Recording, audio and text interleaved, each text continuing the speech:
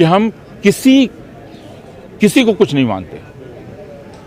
ये पूरी कम्युनिटी को एक मैसेज दिया जा रहा है कि किसी की कोई औकात नहीं है आपके यहाँ, और एक तरह की खुशी हिंदुओं को देने की कोशिश की जा रही है कि देखो हम कितना सता सकते हैं और हम किसी भी हद तक जा सकते हैं। तो हम उनका रोज़ाना की ज़िंदगी दूभर कर देंगे, हम उनको फल नहीं बेचने देंगे, हम उनको घर से नहीं निकलने देंगे।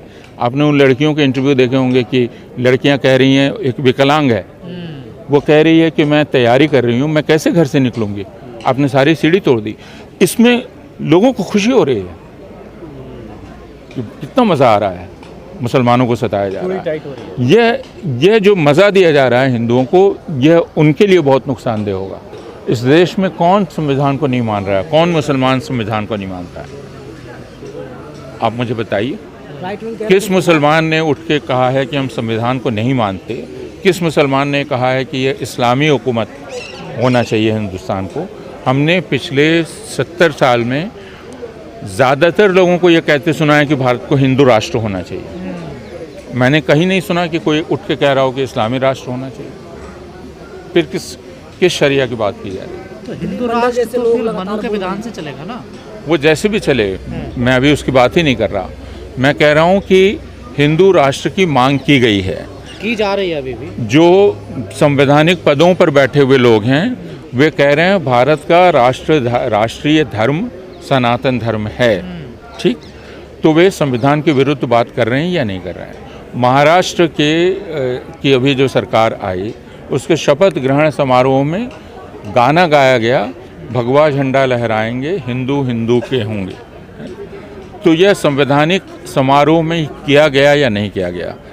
तो यह तो बहुत स्पष्ट है कि संविधान का उल्लंघन कौन कर रहा है, और कौन यहाँ संविधान का उल्लंघन करके एक विशेष धर्म को जैसे वो मानता है उसको देश का धर्म बनाने की बात कर रहा है। ये तो बहुत साफ। इन सबके बीच में मोहन भागवत का भी बयान आता, कहते हैं ये कुछ इस प्रकार की बातें करता हिंदुओं का नेता बनना चाहते हैं। अब मोहन भागवत वो क्यों कह रहे हैं? मोहन भागवत के लोग ठीक जिस समय वो कहते हैं उसी समय उनके उल्टा क्यों कहते हैं? तो इससे एक ही नतीजा निकाला जा सकता है कि या तो मोहन भागवत का इकबाल नहीं है, तो फिर हम उनकी बात का महत्व ही क्यों दें? जब उनकी बात का महत्व उनके लोगों के लिए ही नहीं है तो हम क्यों इस पर उतनी चर्चा करें? एक प्रश्न ये है। या दूसरा ये हो सकता है कि जैसे संघ के दो मुंह होते हैं, एक मुंह जो बाहर की दुनिया की तरफ होता है और एक मुंह जो उनके लोगों की तरफ होता है, तो वो दो मुंह से बात कर रहा है। आप जिस भाषण की बात हो रही है उस भाषण को ध्यान से पढ़ें। उस भाषण में अनेक स्थलों पर ऐसा कहा गया है जिसमें बाहर के लोग आए, उन्होंने असहिष्णुता फैलाई वगैरह वगैरह। तो वे दोनों बातें एक साथ कर रहे हैं। और मैंने देखने की कोशिश की कि उनका जो मुखपत्र है ऑर्गेनाइज़र और पांजन्य, उसने भी उनकी इस बात को प्रमुखता से नहीं छापा। तो ये बात बहुत साफ जाहिर है कि संघ के लोग और बाकी लोग भी पहचानते हैं कि ये बातें तो बस बातें हैं, ये हमारे लिए महत्वपूर्ण नहीं। सर, आज की डेट में मनुविधान को जलाना या फाड़ना कितना ठीक है? मनुस्मृति को बाबा साहब अम्बेडकर ने भी जलाया था। जब जो एक दबी कुचली कौम होती है उसका गुस्सा किस बात को लेकर है उसको समझने की ज़रूरत है। आपने एक विधान को लेकर उसका दमन किया है, वो अपने गुस्से को जाहिर कर सकती है ना। आप अगर कहें कि मनुस्मृति दरअसल एक अकादमिक ग्रंथ है तो ठीक है, अकादमिक ग्रंथ है, उसको पुस्तकालय में होना चाहिए, उस पर शोध होना चाहिए।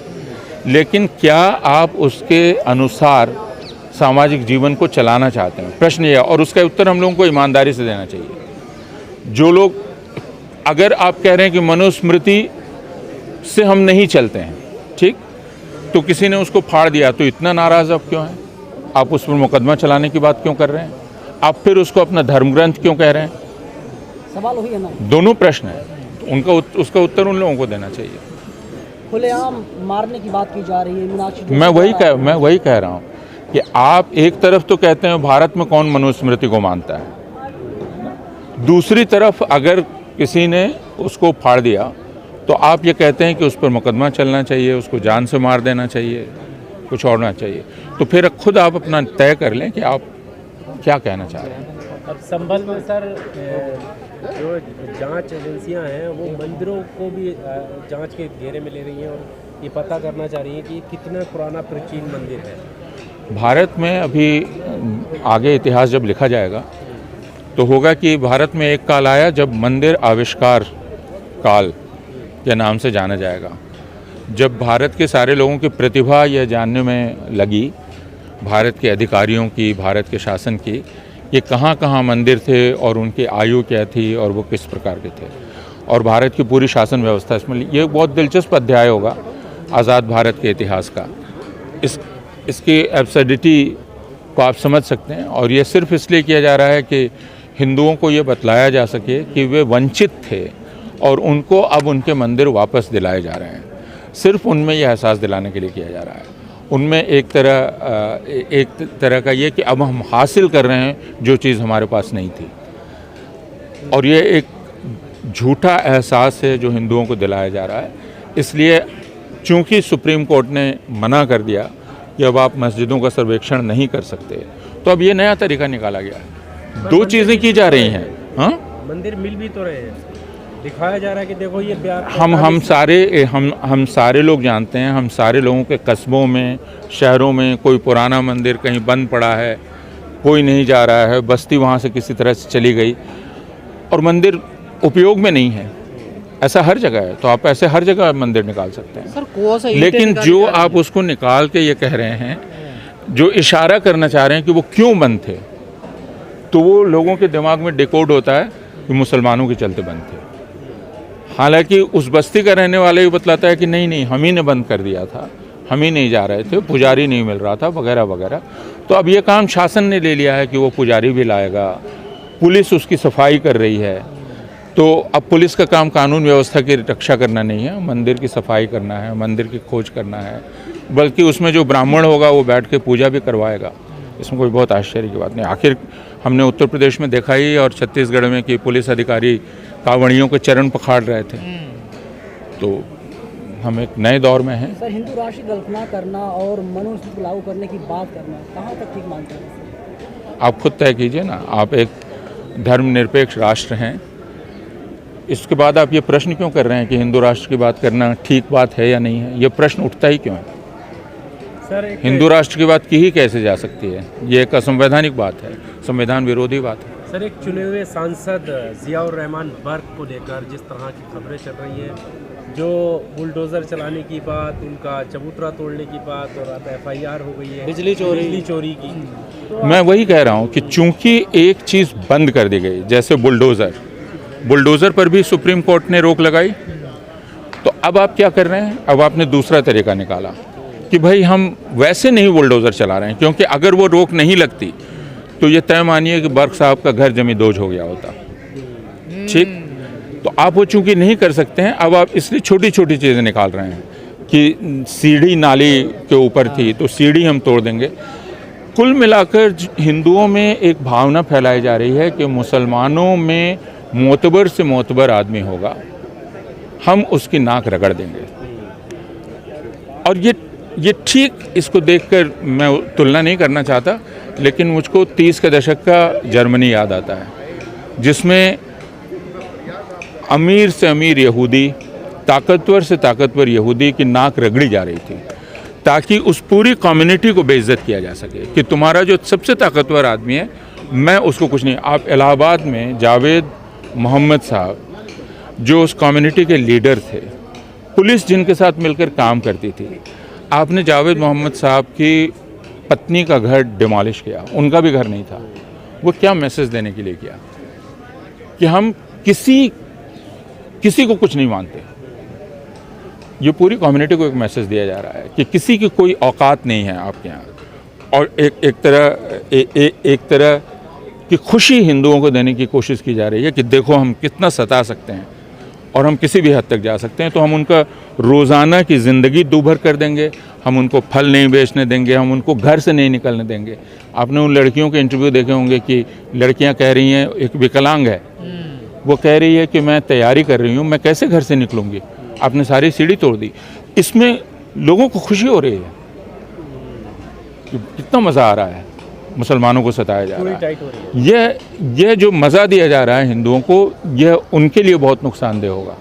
पर क्या जिया जो है दूसरे आजम खां बनाने की कगार पर मैं है क्या? वह नहीं जानता हूँ दूसरे आज़म खां या पहले मैंने कहा कि यह मैसेज दिया जा रहा है कि हम मुसलमानों में किसी को कुछ नहीं मानते। ये पूरे देश ने देखा है जो वक्तव्य था उनका, वो वक्तव्य एक झुंझलाहट से भरा हुआ था और उसमें घमंड था, एक अहंकार था और तिरस्कार का भाव भी था।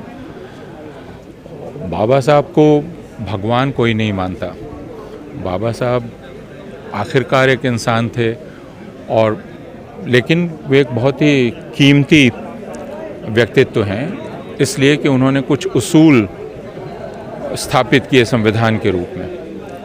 तो यह दरअसल उन लोगों का मजाक उड़ाया जा रहा था जो बाबा साहब को कीमती मानते हैं, जो बाबा साहब को अपने दिल के बहुत करीब रखते हैं।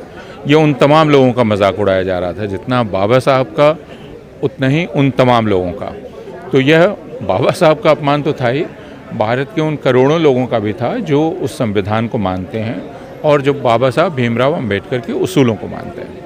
वो दावा ये किया जा रहा है कि एक क्लिप काट करके बदनाम करने का या जो बयान है उसको तोड़ मरोड़ के पेश करने का प्रयास है। वह तो सारे लोगों ने देखा। वह जो वक्तव्य है वो अपने आप में पर्याप्त है, अलग है। उसके बाद जो उन्होंने कहा वो उसके बाद की बात है, लेकिन वह वाक्य तो उन्होंने कहा ही। मैं इस बहस में नहीं जाना चाहता हूँ, वो सारे लोगों ने देखा है, इसलिए उस बहस में जाने का फ़ायदा क्या है। लेकिन सर कहा जा रहा है कि कांग्रेस ने पूरे जीवन भर जो है बाबा साहब का विरोध किया और वो अब हिमायती बन रहे हैं। हो सकता है कि कांग्रेस ने विरोध किया हो। अभी हम जहाँ खड़े हैं हम उस तफसील में नहीं जा सकते क्योंकि वो बहुत लंबी बहस है। मेरा मानना है कि अब क्या हो रहा है, और सवाल किसी एक व्यक्ति की पूजा का नहीं है ना, वो कोई भी हो, गांधी हों, बाबा साहब हों, कोई भी हों, उनकी पूजा का नहीं है। सवाल है कि उस संविधान का क्या किया जा रहा है और उस संविधान के उसूलों का किया जा रहा है। उसूल तो बराबरी का है ना, उसूल आज़ादी का है, हर एक इंसान की आज़ादी, हर एक इंसान के लिए बराबरी, हर एक इंसान के लिए इंसाफ। और पिछले 10 वर्षों में इन उसूलों का क्या किया जा रहा है। हम तो सवाल जो आज हुकूमत में हैं उनसे करेंगे।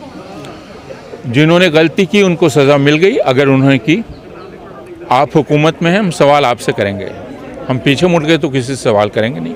सर आजकल मनुस्मृति को लेकर बड़ी चर्चाएं हैं, राहुल गांधी भी सदन में लेकर गए। क्या मनुस्मृति दोबारा अस्तित्व में आने की आशंका है लोगों को? फिर हम कुछ ऐसी बहस में उलझ जाते हैं जिसमें हम ये पूछते हैं कि मनुस्मृति आएगी कि नहीं आएगी। मनुस्मृति का मतलब क्या है? आप जातिगत श्रेष्ठता और हीनता में विश्वास करते हैं, आप कुछ लोगों के अधिक अधिकार में विश्वास करते हैं, यह सवाल है।